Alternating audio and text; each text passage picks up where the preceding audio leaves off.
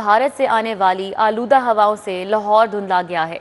बागात के शहर में आलूदगी के बादल शरह में खतरनाक हद तक इजाफा हो रहा है। लाहौर दुनिया के आलूदा तरीन शहरों में दूसरे नंबर पर है, जबकि स्मॉग के बायस शहरी मुख्तलिफ बीमारियों का भी शिकार होने लगे हैं।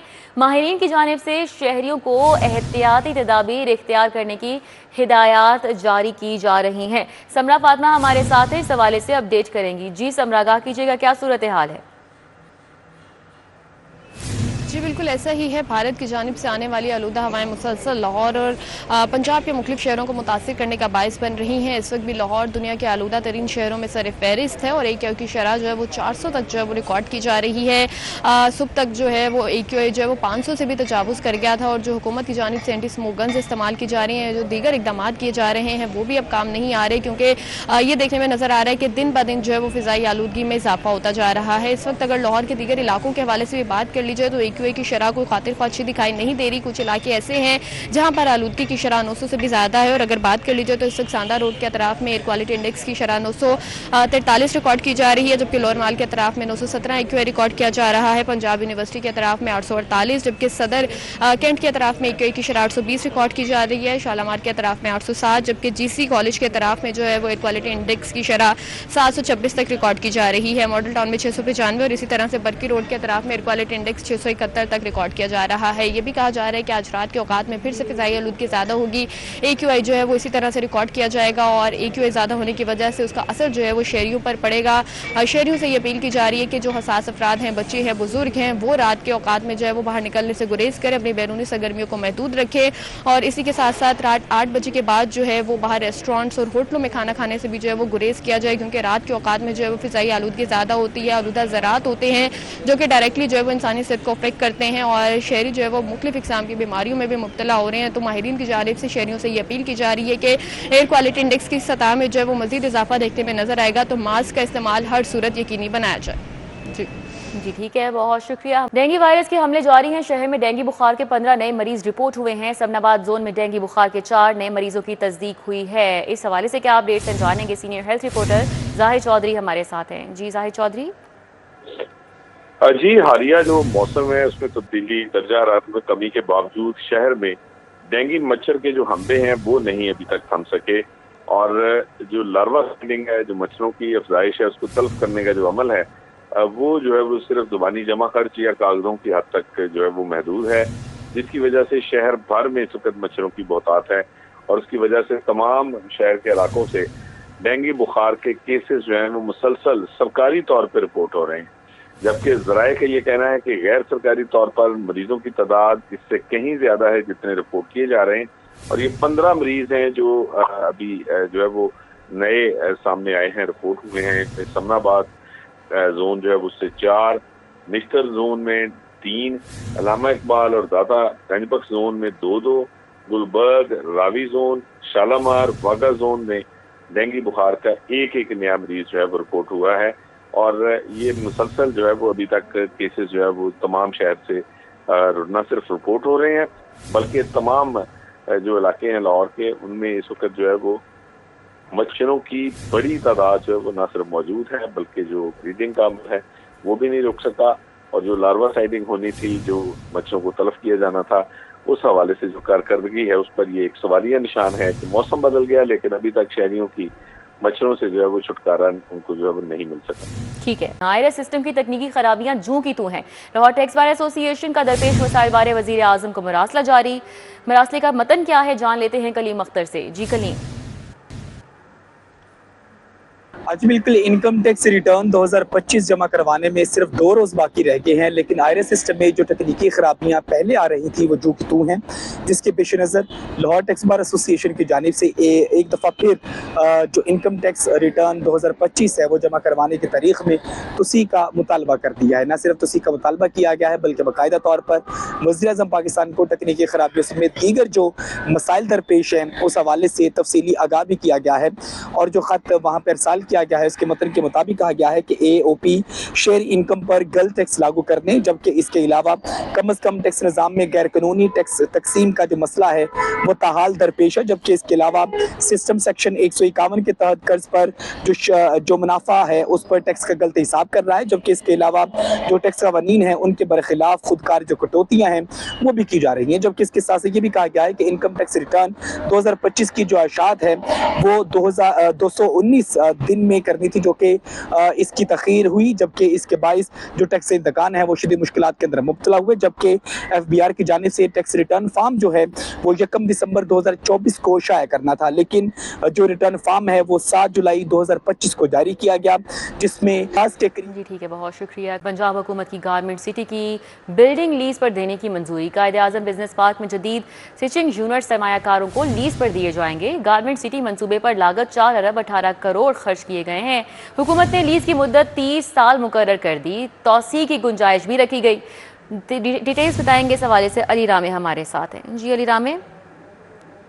जी बिल्कुल, हुकूमत ने फैसला किया है कि गारमेंट सिटी जो कि वज़ीर-ए-आला पंजाब मरीम नवाज शरीफ की तरफ से एक मंसूबा शुरू किया गया था, इसको लीज़ पर जो है वो 30 साल के लिए दे दिया जाए और इसके लिए बाकायदा बिज़नेस प्लान बना लिया गया है और इसमें कहा यह जा रहा है कि $2.3 मिलियन की इन्वेस्टमेंट जो है वो आएगी और इसमें कुछ शराइत जो है वो भी रखी गई क्योंकि स्पेशल इकनॉमिक जोन के तहत इस प्रोजेक्ट को इसका आगाज़ जो है वो किया गया और इसमें कुछ रायत जो है वो ख़ास तौर पर चीन के जो इन्वेस्टर्स होंगे उनके लिए रखी गई कि 50% उनको रायत दी जाएगी और इसके साथ ही कुछ फाइनेंशियल जो मैटर्स हैं उसके लिए फाइनेंस डिपार्टमेंट ने भी कुछ ऑब्जर्वेशन रखी हैं कि स्पेशल इकनॉमिक जोन के तहत जो बने वाले प्रोजेक्ट्स हैं उनको 12 माह के अंदर जो है ऑपरेशनल होना ज़रूरी है। कोई भी सरमायाकार आता है तो 12 माह के अंदर उसको यहाँ पे इन्वेस्टमेंट शुरू करनी होगी, प्रोडक्शन शुरू करनी होगी और अगर नहीं करते तो उनके लिए जुर्माना जो है वो भी रखा जाए ताकि इस प्रोग्राम को एक प्रॉपर तरीके के साथ जो है वो चलाया जाए।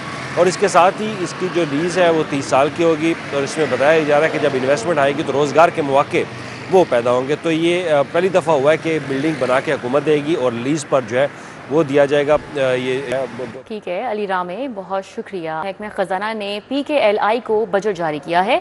PKLI अस्पताल को मुफ्त अद्वियात, तनख्वाहों और ऑपरेशनल अखराजात के लिए ये बजट जारी किया गया है। महकमा ख़जाना ने PKLI को 1 अरब 80 करोड़ रुपए जारी किए हैं। तफसीलात जानेंगे एडिटर ब्यूरोक्रेसी कैसर खोखर से। जी कैसर खोखर। जी, महकमा खजाना ने PKLI अस्पताल को बजट जारी किया है।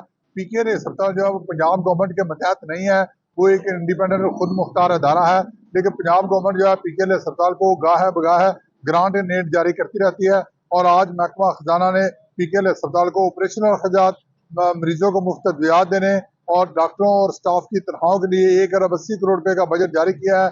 और ये बजट जो है ये बिजली, गैस के बिल, पेट्रोल और दीगर जो अस्पताल के जो O&M अखराजात हैं उनके लिए ये बजट जारी किया गया है। और महकमा खजाना ने PKLI अस्पताल के अकाउंट में 1 अरब 80 करोड़ रुपया जो है वो ऑनलाइन कर दिया है।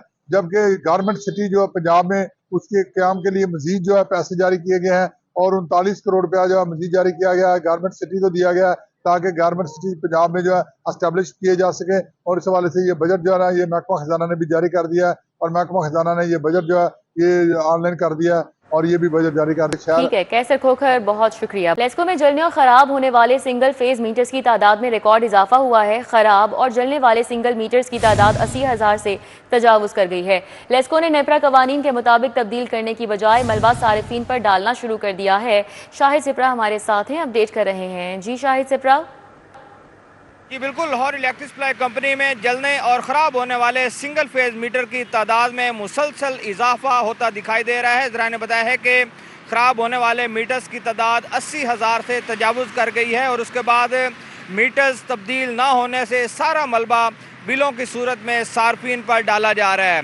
नेपरा कवानीन के मुताबिक ये लेस्को की जिम्मेदारी है कि 2 बिलिंग साइकिल के दौरान ख़राब और जलने वाले मीटर जिनको CP90 का कोड लगाया गया है इनको तब्दील किया जाना है, लेकिन चूँकि लेस्को के पास सिंगल फेज मीटर का स्टॉक मौजूद नहीं है इसलिए ख़राब और जलने वाले मीटर्स को तब्दील नहीं किया जा रहा और सार्फिन को एवरेज बिल्स भिजवाए जा रहे हैं। अब मौसम तब्दील हो चुका है, सार्फिन ने अब बिजली का इस्तेमाल कम कर दिया है और लेस्को की डिमांड भी इंतहाई कम सतह पर आ चुकी है। उसके बावजूद 11 माह की जो एवरेज है या ब्रेकअप के नाम पर इजाफी यूनिट चार्ज किए जा रहे हैं और सार्फिन को भारी भरकम बिल्स अरसाल किए जा रहे हैं।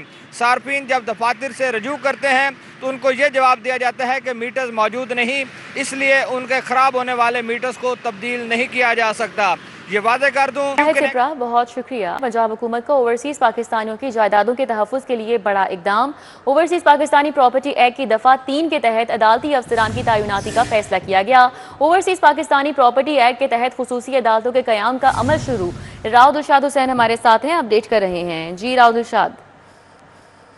बिल्कुल जी, पंजाब हुकूमत ने अपनी तरजीहात में ओवरसीज पाकिस्तानियों के मसाइल को बिलाखिर रखा है और आपको बताएं कि इस हवाले से ओवरसीज पाकिस्तानी प्रॉपर्टी एक्ट 2025 के तहत जो है वो खसूसी अदालतों के क़याम के हवाले से मंजूरी दे दी गई। आपको बताएं कि ओवरसीज पाकिस्तानी प्रॉपर्टी एक्ट 2025 की शिक 3 के तहत एडिशनल एंड डिस्ट्रिक्ट सेशन जज और डिस्ट्रिक्ट सेशन जज के बराबर जो है वो जुडिशियल अफसरान जो है वो उनको तैनात किया जाएगा।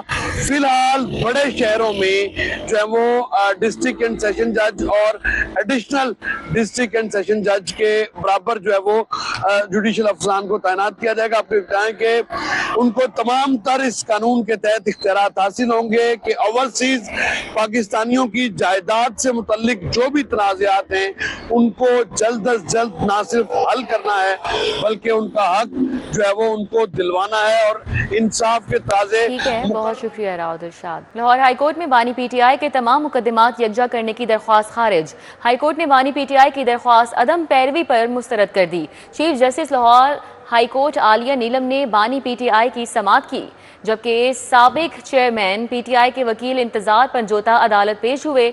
Assistant advocate general Punjab Umar Waqas Sial अदालत में पेश हुए।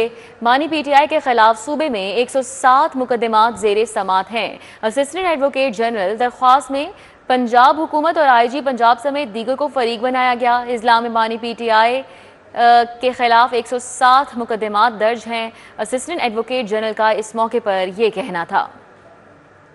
कत्ल केस में सजाए मौत, उम्र कैद पाने वाले 2 मुजरिमान हाई कोर्ट से बरी कर दिए गए।